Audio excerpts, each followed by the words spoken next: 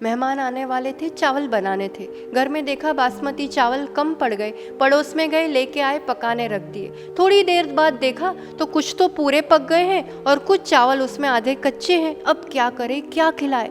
ऐसा हुआ तो हुआ क्यों, बता सकते हो?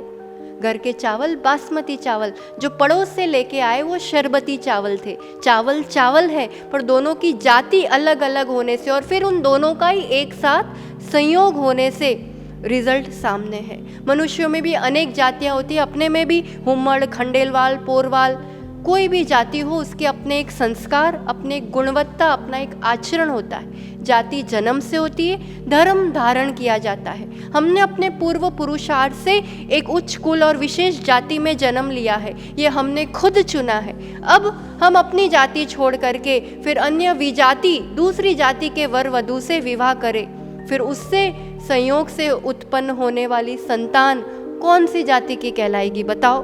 शारीरिक, मानसिक, बौद्धिक, स्पिरिचुअल, हर स्तर से निश्चित रूप से वो एक कमज़ोर व्यक्तित्व होता है। हमें लगता है क्या फ़र्क पड़ता है, इंसान ही तो है, ये तो सब पुराने ज़माने की बातें है, पर ऐसा नहीं है। It's true all time.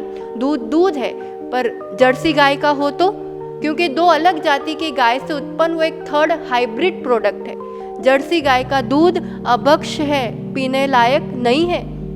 80 से 90% विजाति विवाह फेल ही होते हैं। कदाचित हो कि कभी सामने वाला इंसान बहुत अच्छा हो तो वो मित्र तक ठीक है, पर विवाह नहीं, क्योंकि इससे हमारी आगे की संतति दूषित होती है। जो मोक्ष पद प्राप्त करने के जो 7 परम स्थान है, उसमें से सबसे पहली सीढ़ी सज्जातित्व, उसी से नीचे गिर गए तो फिर आगे कैसे बढ़ेंगे? मुनियारी का बनना तो दूर, वो कभी भी दान पूजा जैसे धर्म कार्य करने के लायक भी नहीं रहता है।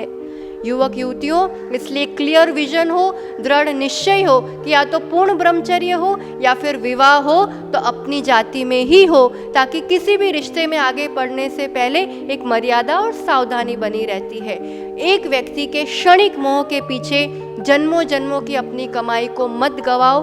विजाति विवाह विनाश की राह, सज्जातित्व में एक सच्चे धर्मात्मा से विवाह सच्ची राह जो हर चाह पूरी करती है।